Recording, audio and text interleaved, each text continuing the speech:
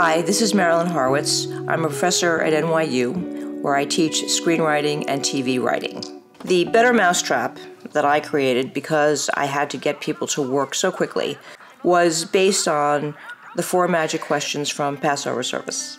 And I liked the idea that 4 magic questions covered an entire, religious service, but I realized that it also covered the traditional narrative style of American movies.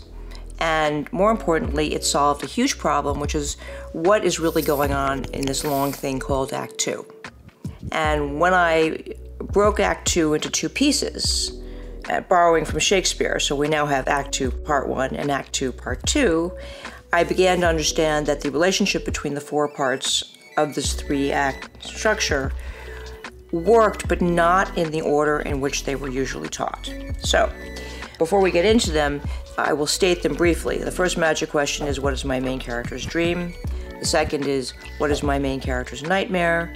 The third is, who or what is my main character willing to quote-unquote die for, depending on genre?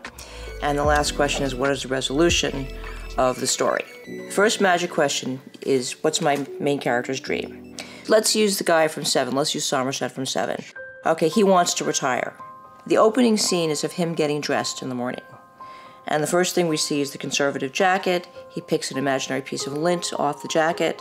Then we cut to him putting on his police gear, and then boom, we see the switchblade.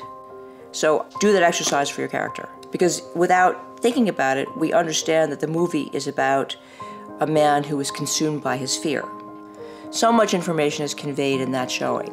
Act 1 is either the dream or the nightmare. The other part of all this is you need an either-or. You need to make one choice or another, not for the movie that's going to be shown at the Oscars, but to get started. You only have 2 choices, even if they're very similar, right?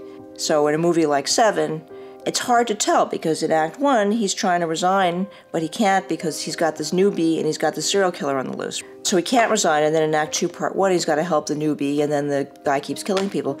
Which one is the dream? Which one's the nightmare? Technically, Act 2, Part 1 is a nightmare because he has to stay, he's not allowed to resign. But of course, we all know underneath, he's not resigning because he wants to, he's resigning because he's afraid. And that's the subtlety, and that's why the 4 magic questions are great, because you get right to it. Also, this allows you to get involved on the right level of a writer, because writers are always solving the problems that they're having at the time. And sort of in a desultory way, by having to figure out what your character is going to go through in Act 2, Part 2, you're going to find out a lot about yourself, and that's going to help you write a better screenplay. In The Wizard of Oz, okay, Miss Gulch takes the dog. Dorothy goes home, and Auntie Em is too busy to help her. Soon thereafter, she sings the I Want song. In The Godfather, it starts about 20 minutes in when Michael shows up.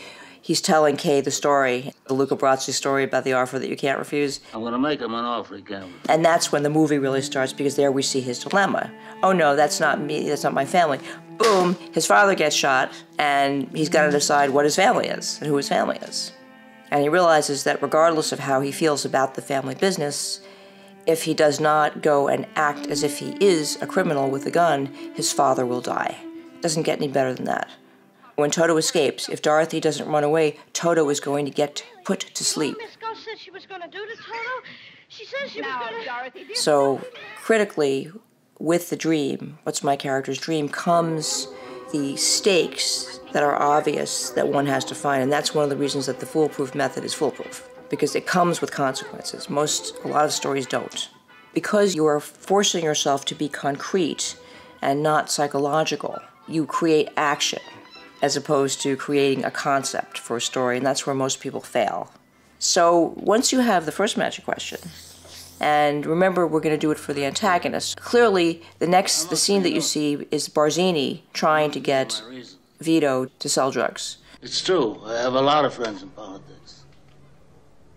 But they wouldn't be friendly very long if they knew my business was drugs instead of gambling, which they regard as a...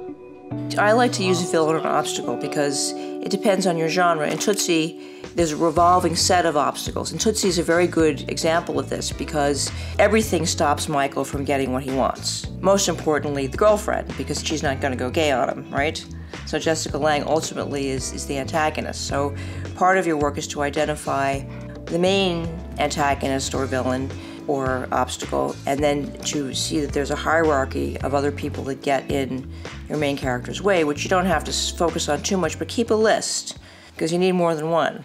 For example, in The Line of Fire, we see Clint Eastwood has failed to save his partner, who very nearly got suffocated, and now they're in the bar and they're getting drunk and he's playing music, and there's a call that some crazy is threatening to kill the president.